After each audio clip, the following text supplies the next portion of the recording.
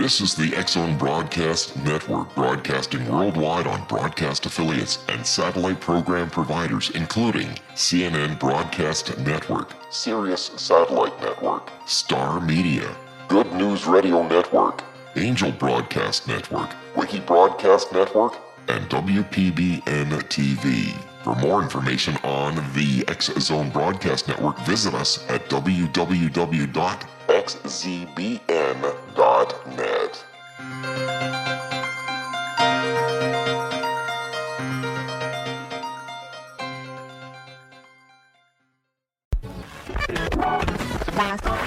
All Hit Radio.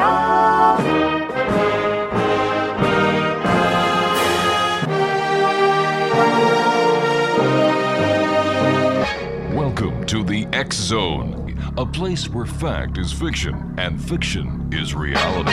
Now, here's your host, Rob McConnell.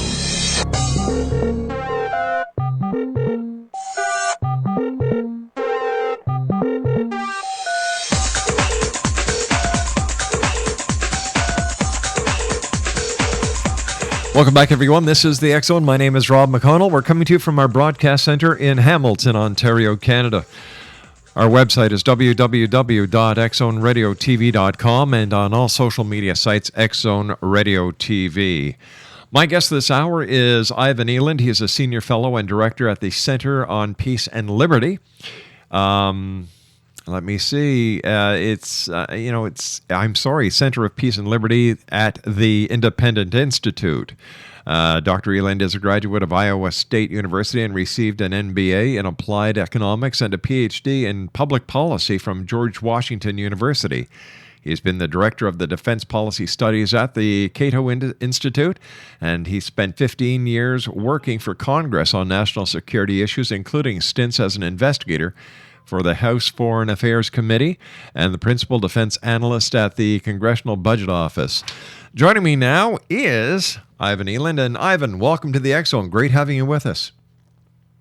Thanks for having me on. What is going on in the world today? It seems that terrorism is not a thing of the past. Look what's happening in Nigeria. 200 girls kidnapped. Nobody can find them. In your opinion, and I know you've studied this, you wrote an excellent article entitled Imperialism and Nigerian Schoolgirls. I was wondering if you could give us your opinion of what is behind the Boko Haram and what we can expect from not only them but other extremist groups in the future. Well, I think this meshes nicely with President Obama's speech on terrorism that he just gave.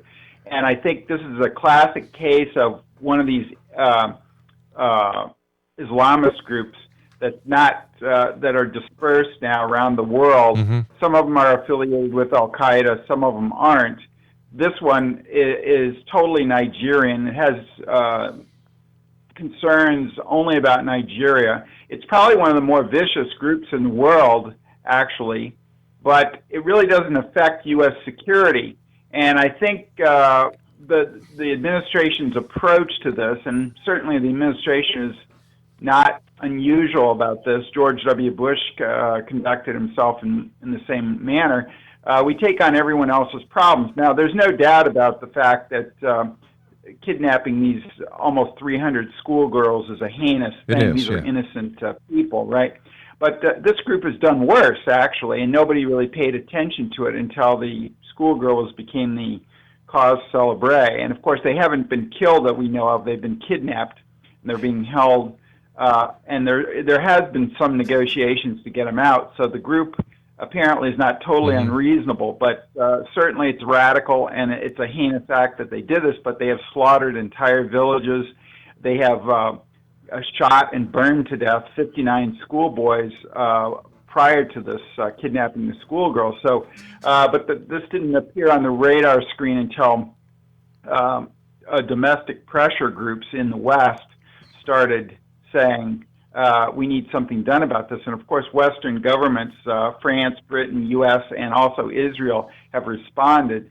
The problem is their response has probably been counterproductive because the Nigerian government is reluctant to get public assistance from the West simply because it feels, and probably rightly so, that it will elevate the status of the group and the group will get more followers within Nigeria and become an even bigger problem than it is. And of course, as I say, this type of terrorism, most of these groups now are local, and the United States should be very careful in what it does because we've made enemies of the Pakistani Taliban. In fact, we created the Pakistani Taliban. They didn't exist before we did a nation-building war in Afghanistan. And then also, when I say we, I mean the U.S. and NATO allies in Afghanistan. And then we also Al-Qaeda in the Arabian Peninsula, which may be the most dangerous group. It now attacks U.S. targets, but of course it didn't before the United States went in and started helping the government of Yemen during the George Bush administration, some years ago. And so we risk turning these local groups into people who are attacking the United States and the West simply because we have a high visibility. Now, high visibility assistance to governments or even taking direct military action in the case of drones in Yemen, Somalia, Pakistan. But the real crux of this is if you're going to do this and help other countries out, you should do it on the, so it's a quiet type of help rather than public help. But the problem is there's a problem that politicians in the West have. They have to pretend to be doing something or seen as doing something. And of course, that negates a surreptitious help to these countries because at home, they've got to prove that they're doing something about the problem, even if it's not really a U.S. security issue. Ivan, you and I have to take a 2-minute commercial break. Please stand by. X-Zone Nation. Ivan Eland is our special guest, and we'll be back on the other side of this 2-minute commercial break. Don't go away.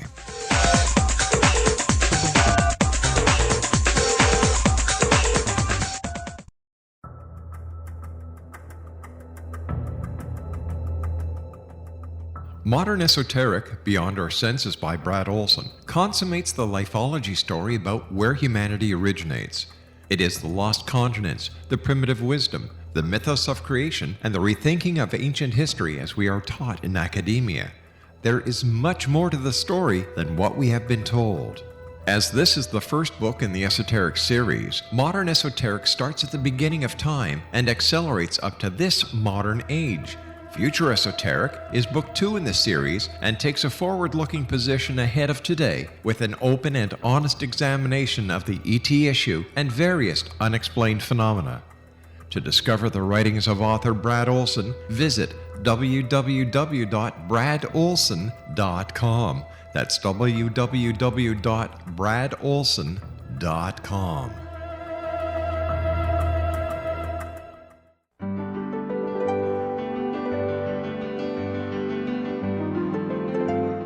Named one of the world's greatest psychics, Elizabeth Joyce is now giving readings worldwide via Skype. Elizabeth Joyce is recognized for her clairvoyant ability to help find missing persons, her analysis of dreams, past life regression work, mediumship, and her accurate predictions. Elizabeth has been a frequent guest on the X-Zone radio show with yours truly, Rob McConnell, now for several years. For an appointment with Elizabeth Joyce, call 201-934-8986 or Skype at elizabeth.joyce. And for more information, you can always visit Elizabeth Joyce online at www.new-visions.com.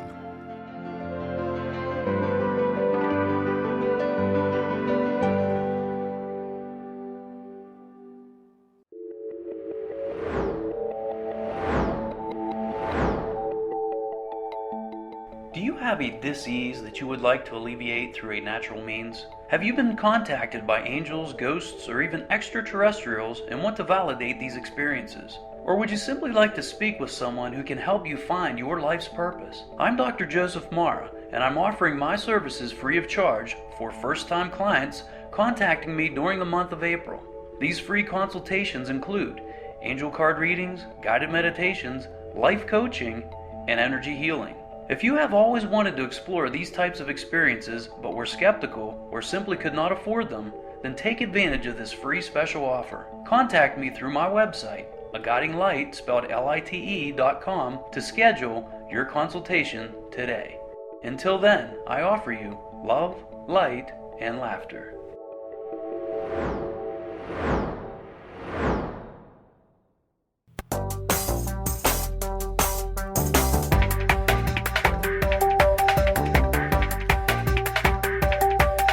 Welcome back, everyone. Our guest this hour is Ivan Eland. He is the Senior Fellow and Director at the Center on Peace and Liberty. The website is www.independent.org. Eland, do you think that the advent of social media has certainly played a big part of this Nigerian schoolgirl fiasco? Well, I think social media probably plays a part in any crisis now or would-be crisis anywhere overseas. So I think, yes, it has.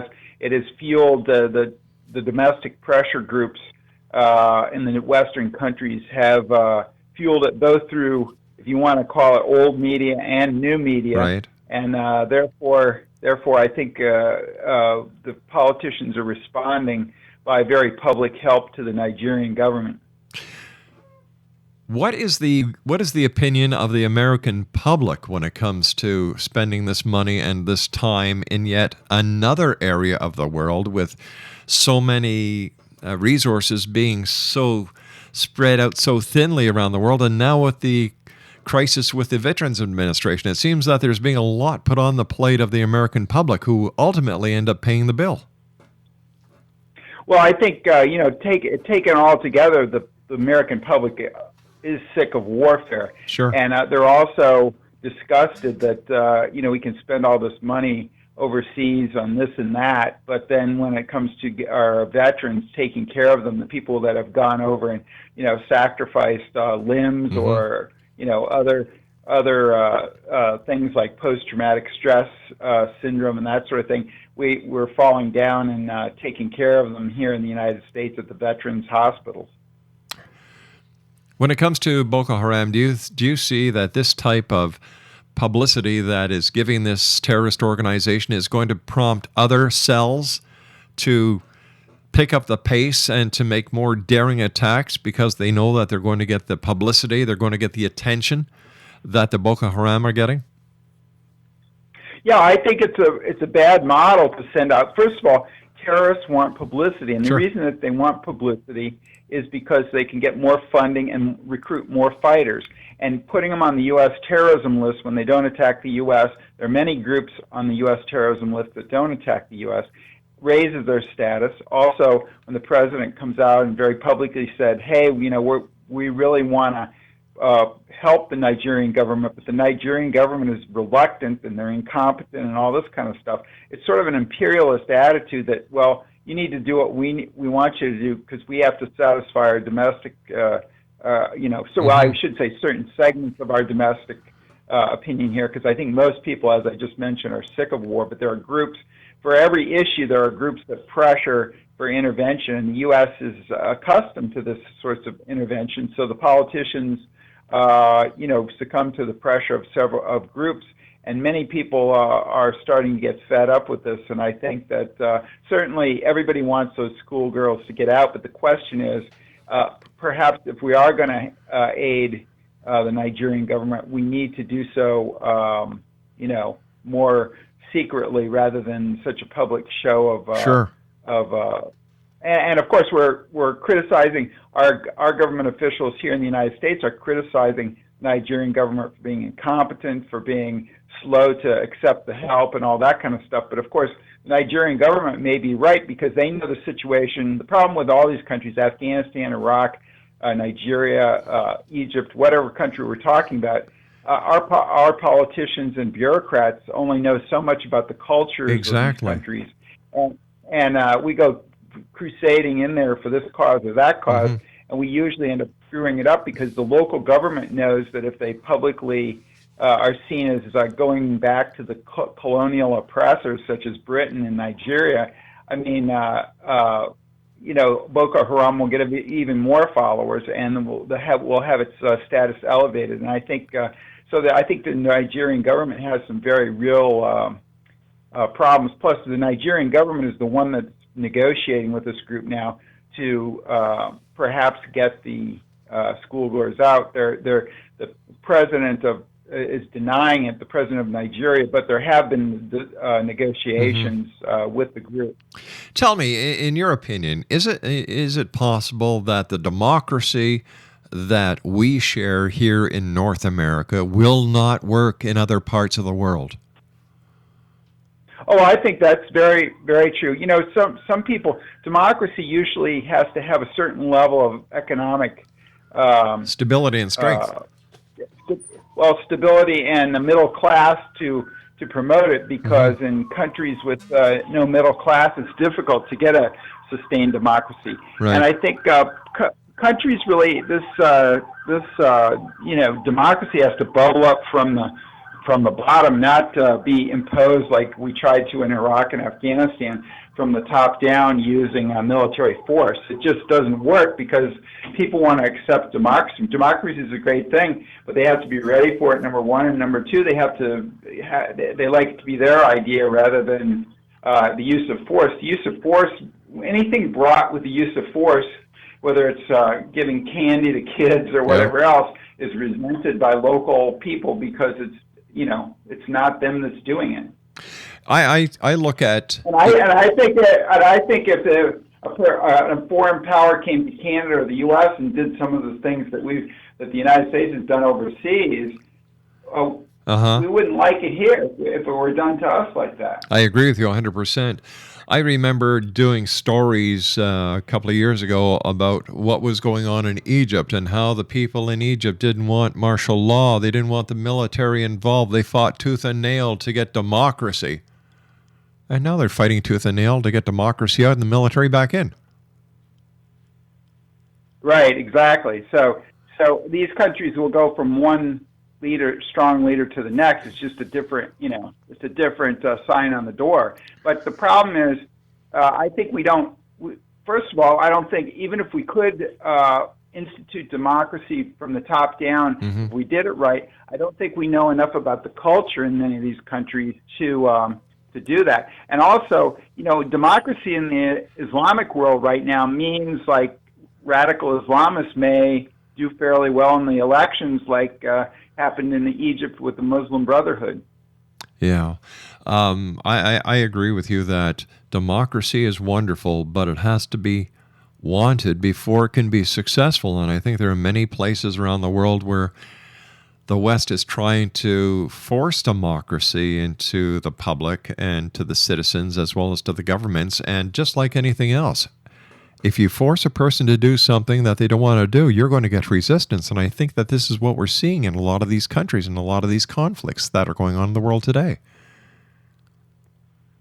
Right, I think that's right. And a lot of the blowback terrorism that we get is as a result of interfering in Islamic countries, because even moderate people of moderate Islamic tendencies, they realize that the faith requires them to repel non-Muslim forces from Muslim lands. Well, of course, the United States went into Saudi Arabia, and that's what triggered bin Laden to start attacking the United States. That's just one big example of why you don't want to do these things. A couple of months ago, President Obama drew a red line in Syria.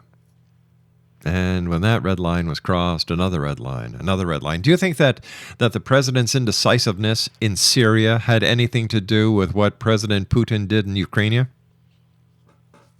Well, probably not, because the Putin knows that we're not going to fight a nuclear war, which is the ultimate possibility whenever Russia and the United States get into it. Because Russia, even after the Cold War is long over with, it's the only country with thousands of warheads to match the U.S. thousands of warheads. So anytime you get into a dust-up with Russia, that's always looming in the background, even if nobody's blatantly threatened each other with the nuclear weapons. But I think that we overstate what we do in one place is going to affect another place. And frankly, I don't think Obama should have made a red line, Yeah. because chemical weapons, frankly, don't kill that many people. It's about 1% in the Syrian war, and that's traditionally, even during World War I, where they were used on a mass scale, about only 1% of the casualties were caused by chemical weapons. Now, it's not to say that dying by chemicals is a good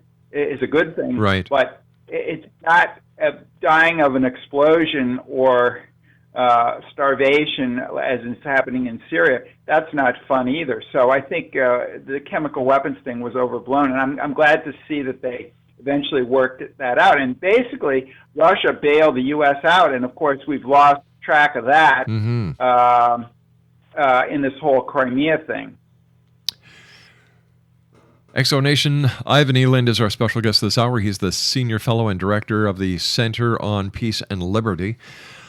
One part of the world that really bothers me is the tension between Pakistan and India. Here we have two countries that both have nuclear capability, and it seems at times that that one is just waiting for the other one to scratch them the wrong way.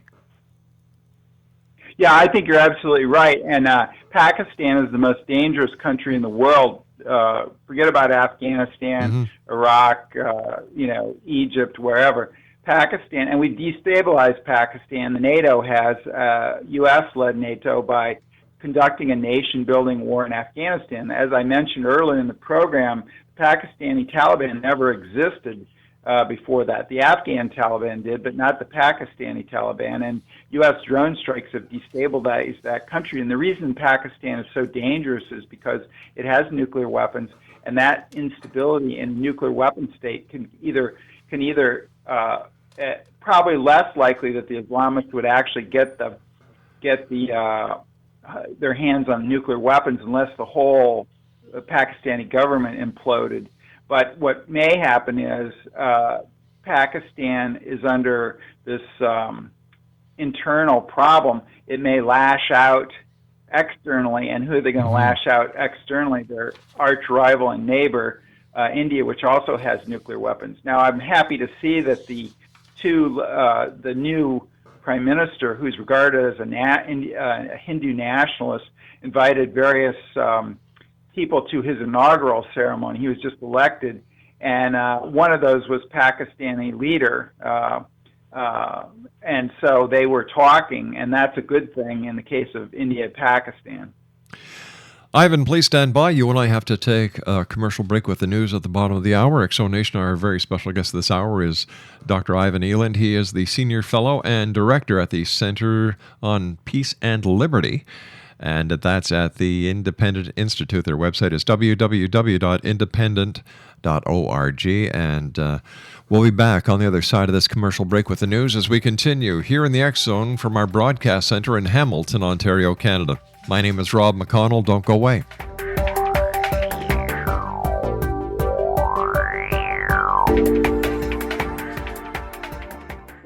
Are you considering calling a psychic to read your situation? Then consider David Champion, a psychic medium for more than 20 years with thousands of readings under his belt. David Champion will make you feel comfortable. He has proven to be honest and accurate. He's a straight shooter. There's no guesswork. What he sees is what you get. While he is a medium, most of the calls focus on relationships, not only love, but work, school, neighbors, and more. Need help with finding a job and preparing for the interview? Are you dealing with people who are obstacles in your path? For more information, go to davidchampion.com, $1.50 per minute paid by credit card with a minimum of 30 minutes. For your reading with David Champion, call 1-877-702-8598. That's 1-877-702-8598.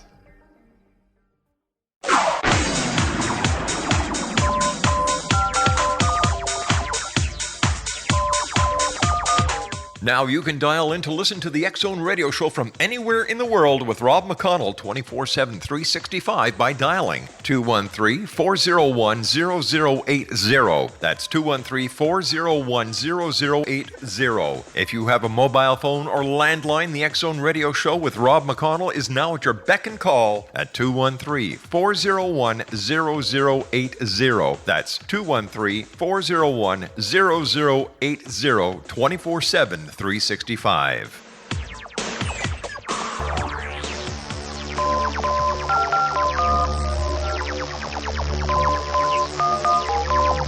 Now you can dial in to listen to the X-Zone radio show from anywhere in the world with Rob McConnell 24/7, 365 by dialing 213-401-0080. That's 213-401-0080. If you have a mobile phone or landline, the X-Zone radio show with Rob McConnell is now at your beck and call at 213-401-0080. That's 213-401-0080, 24/7, 365.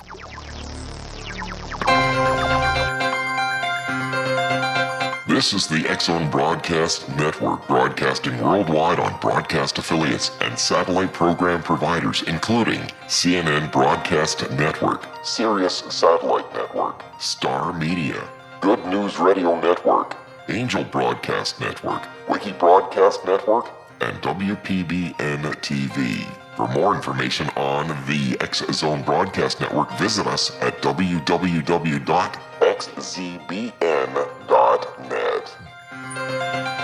Welcome back, everyone. This is the X-Zone. I am Rob McConnell. We're coming to you from our broadcast center in Hamilton, Ontario, Canada. My guest this hour is Senior Fellow and Director of the Center on Peace and Liberty. It's part of the Independent Institute. Our guest is Dr. Ivan Eland. He is the Senior Fellow and Director.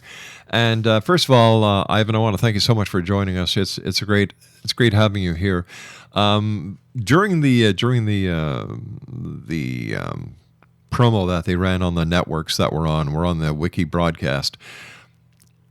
What was your opinion of WikiLeaks, and did they crucially stick a spokes into the national security of the U.S.? Well, I think these they probably did. Assange, Julian Assange, who's the head of WikiLeaks, and he's also cooperating with Edward Snowden. They probably did, but because they oppose U.S. policy. But that is to say, should they be prosecuted and harassed like they are, like Assange is holed up in the embassy because the U.S. is after him, and he can make the legitimate claim that he's being harassed for his actions. Mm-hmm. They are, of course, charging with some unrelated charge, but when the U.S. goes after you, they're pretty ruthless about it. And I think he probably did, but he's a media outlet, and therefore I think my own view is there's certain secrets that governments have to keep, but if you can't keep your own secrets, you can't blame the press. And there's been an increasingly, Obama was supposed to be pro-civil liberties, but he's gone after some of these reporters, for U.S. reporters mm-hmm. and people like Julian Assange of WikiLeaks, because they published stuff that his own government leaked out. So I think certainly if there's a bureaucrat who's taken an oath to protect this information, mm-hmm. and he or she leaks it, sure, prosecute them, because they're not supposed to be doing that. They're making their money with the government, et cetera, right? Well, isn't that what Edward Snowden did? Here we've got a guy who was who was paid by the U.S. government, whether he was working for a contractor or not, and he decides to take all this information, go over to China, go over to Russia, and like this guy, in my opinion, should be treated as a traitor.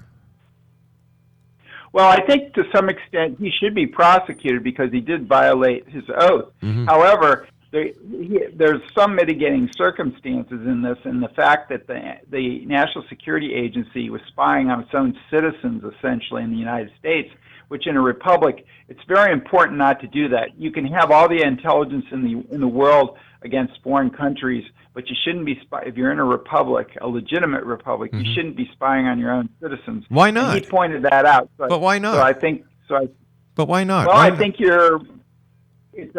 it's approaching a police state when you do that, and I think it's a slippery slope when you start spying on your own citizens. And we have very strict laws in the United States, and our Constitution in the United States, the Fourth Amendment, is supposed to prevent that. And so Edward Snowden is pointing out a clear violation of the text of the Constitution. And with the defense as well, the executive branch, the Congress, and the courts have all blessed this. And I say, well, I don't care, because when you read the U.S. Constitution, it's still unconstitutional. And that's a very important, when there's a violation of the Constitution of this magnitude, I would prosecute him, but I would prosecute him, just slap his hand or give him a reduced charge. And I think that's what this interview with Brian Williams of NBC was designed to set up, and I think that's what actually may happen eventually.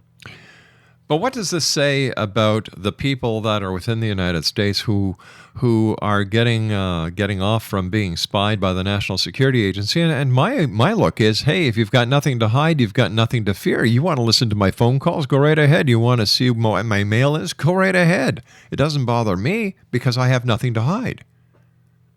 Well, it might bother you, though, if they got the wrong guy or they thought you were doing something that you weren't. The government makes, at least in the U.S., I don't know about the Canadian government, but I'm assuming the Canadian government also makes mistakes on occasion. Oh, sure they do. Sure they do. And there was a case of that Syrian guy who the U.S.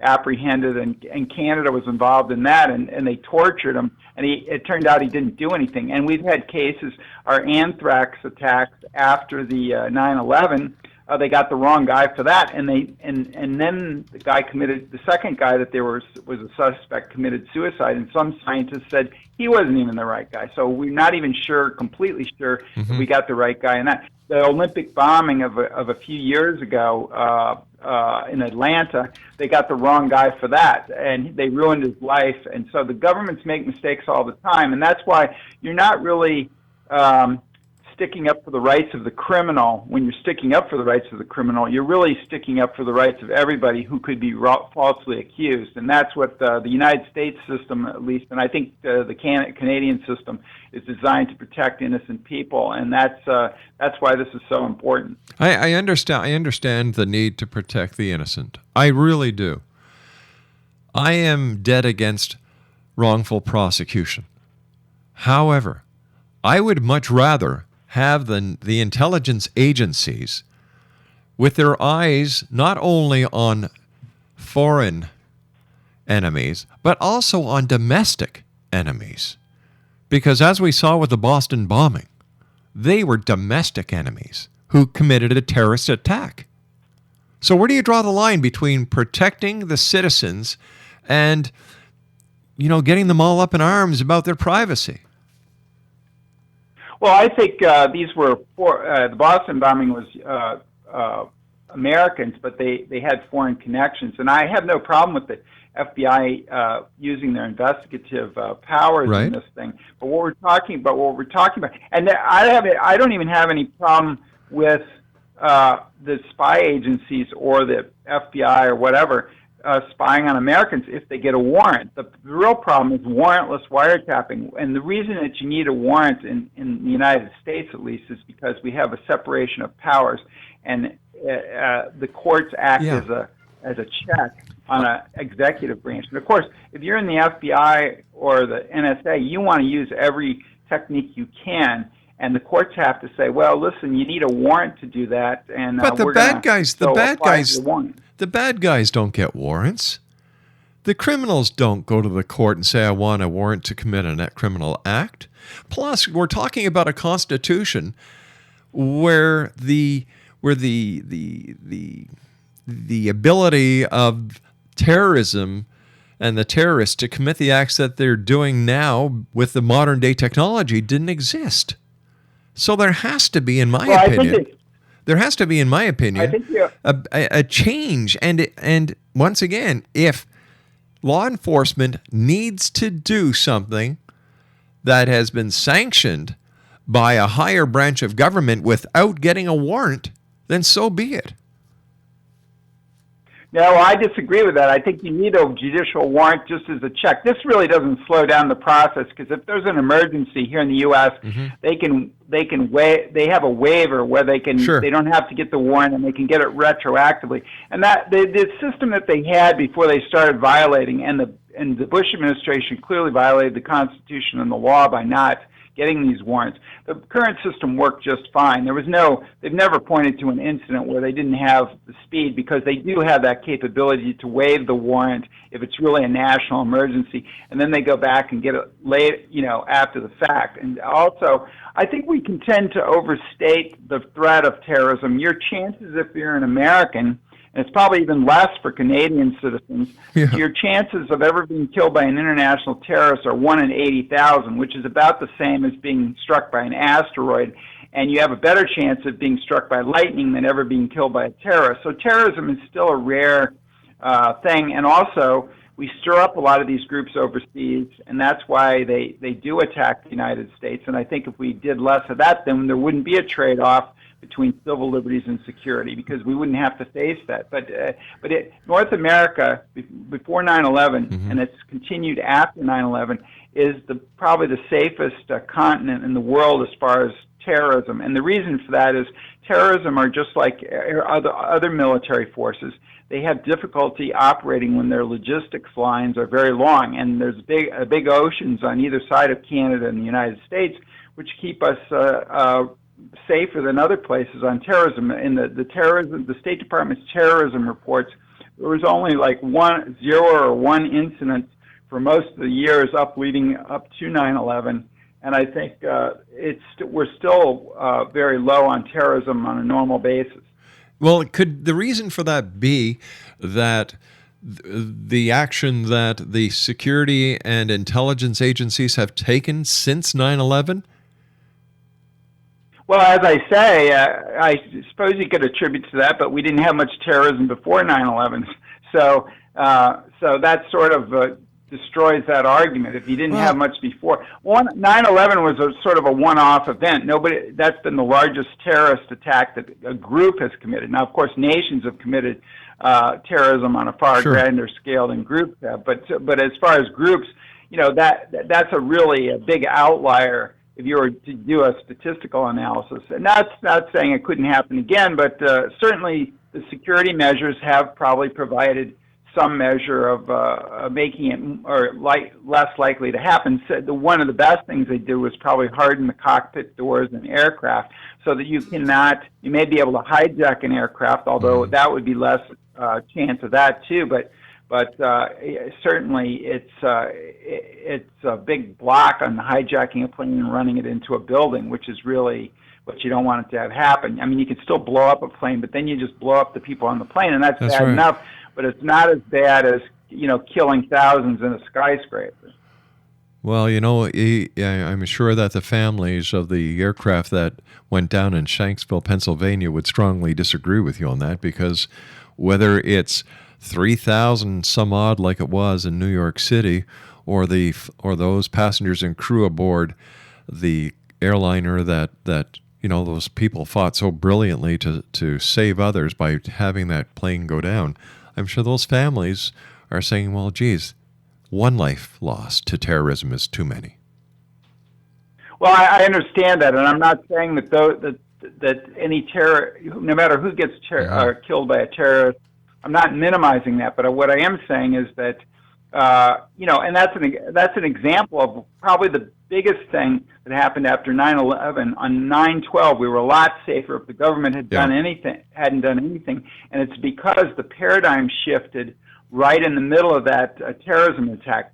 Previously, air crews and passengers were really instructed to play along with the terrorists. You might get hijacked to Cuba. They might shoot one person to show they're tough and so that the other passengers don't rebel. But most of the people will probably walk away from this alive but scared, right? Well, that paradigm changed because these these were being used as a suicide weapon, and you saw that fourth plane, it seems as if what happened is, you're exactly right, the people did courageously rebel, and the reason that they did was because they realized that they were all going to die too, and they were going to take a lot more people with them. Sure. And so, of course, now, and you've seen this paradigm change with the underwear bomber, Yep. or the guy who's trying to light his shoes on fire. Air crews and passengers, they don't put up with anything anymore. People will take, the other passengers will tackle the guy and put him under the table.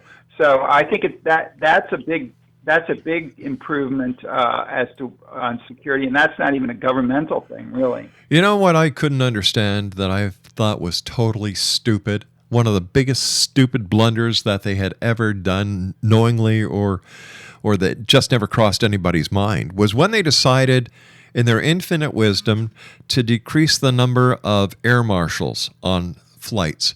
What do? They tell the media. What does the media do? Tells everybody. So here you've got a situation that, in my opinion, is just beckoning trouble to come on board again. Well, air marshals are one thing that they can do. I think air travel is pretty safe with the cockpit doors and the surly passengers nowadays. But they probably shouldn't have told people they're reducing the air marshals because So I mean, certainly the air marshals help out as well, but I'm not sure all this equipment at the airport that annoys everybody is really helping out that much. But people seem to like it, and if they want to like it, that, like I said, the terrorism threat is you have to keep it in perspective, and we can't just run around and destroy the country's constitutions and stuff by making them a quasi police state or whatever. Exactly. But because I think you have to put the threat in perspective. Certainly terrorism is bad, but not that many people get killed by terrorism, and that the people that do get killed, it's really bad, it's really awful. But I think from a policy standpoint, if you pull yourself away from, if you've lost a relative, then you're probably not going to be very rational about it. But if policymakers have to pull themselves away, and you really have to put the threat in perspective, and I think you also think that the United States is never very good at analyzing why things happen, like why Pearl Harbor happened. If you ask the average American what led up to Pearl Harbor, I've got to take my final break here. Please stand by. Please stand by, Ivan. We'll be back in a couple of minutes. Exonation, Ivan Eland is my guest. We'll be back. Don't go away.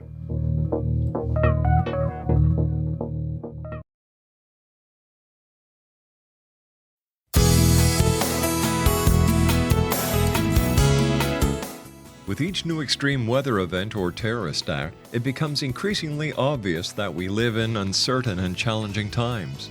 We all buy car insurance. Why not collapse and catastrophe insurance? Matthew Stein, an MIT-trained engineer and green builder, has written 2 outstanding books to help people prepare, plan for, and deal with everything from minor situations lasting a few days to full-on collapse. Matt's first book, When Technology Fails, is a manual for self-reliance, sustainable living, and surviving the long emergency. This massive book covers the gamut from first aid and emergency preparedness to alternative healing, renewable energy, primitive living skills, and 18th century technologies that could be critical to your comfort and survival in a long-lasting crisis. Matt's second book, When Disaster Strikes, is a comprehensive emergency preparedness handbook and survival guide. When Disaster Strikes is an essential item for every family's go bag. Both books are available at all usual sources. There's a wealth of totally free information posted at whentechfails.com, and author-signed copies may be purchased at mattstein.com. That's www.whentechfails.com and www.matstein.com.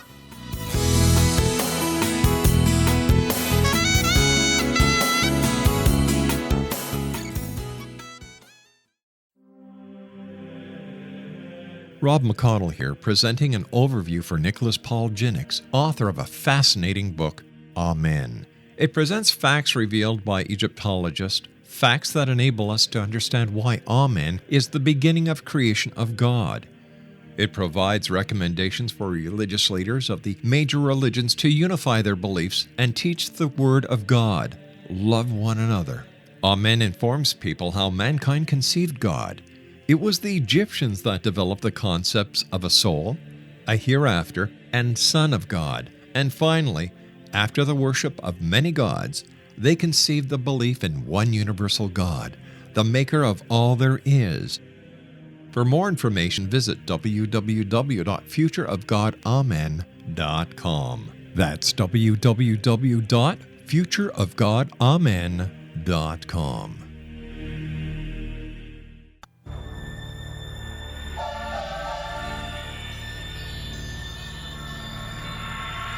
Exonation, Dr. Ivan Eland is our special guest this hour. He is the Senior Fellow and Director at the Center on Peace and Liberty, which is at the Independent Institute. His website is www.independent.org. And Leland, you and I were talking during the commercial break that you've got a new book coming out. Yeah, I've written a book on the presidents called Recarving Rushmore, ranking the presidents on peace, prosperity, and liberty. And this is a revised edition, which includes the Obama years that have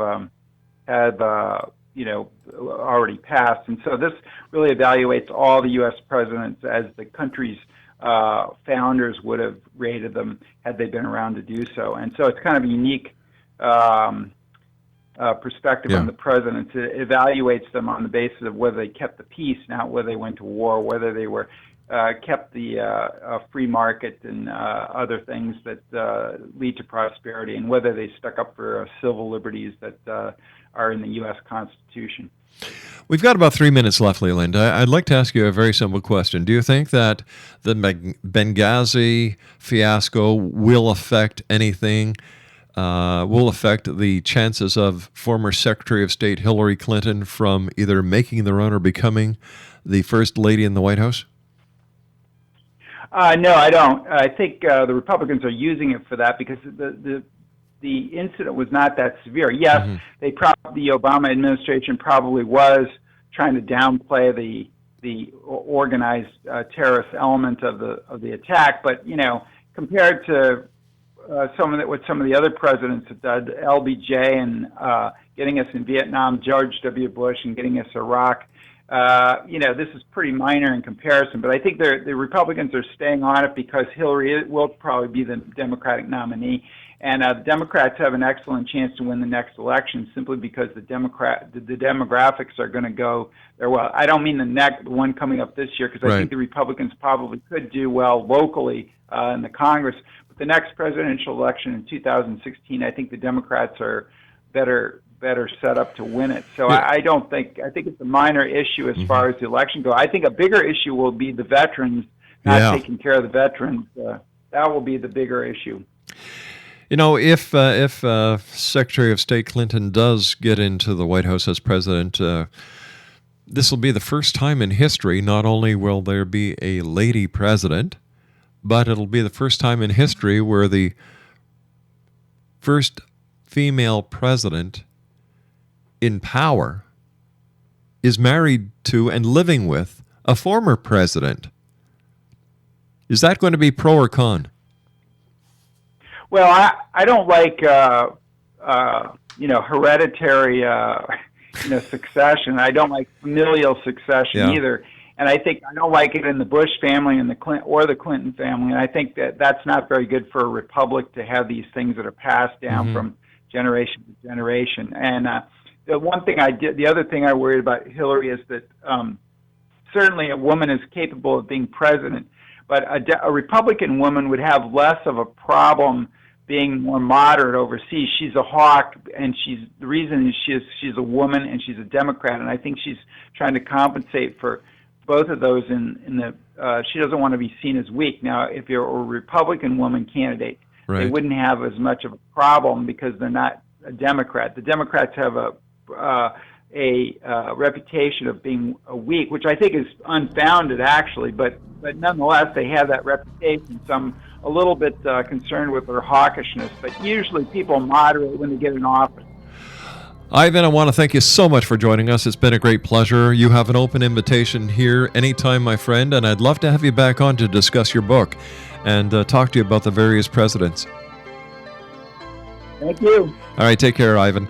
Ivan Eland has been our guest this hour, www.independent.org. I'll be back on the other side of this commercial break with the news as the X Zone continues, right here from our broadcast center in Hamilton, Ontario, Canada. My name is Rob McConnell. Don't go away.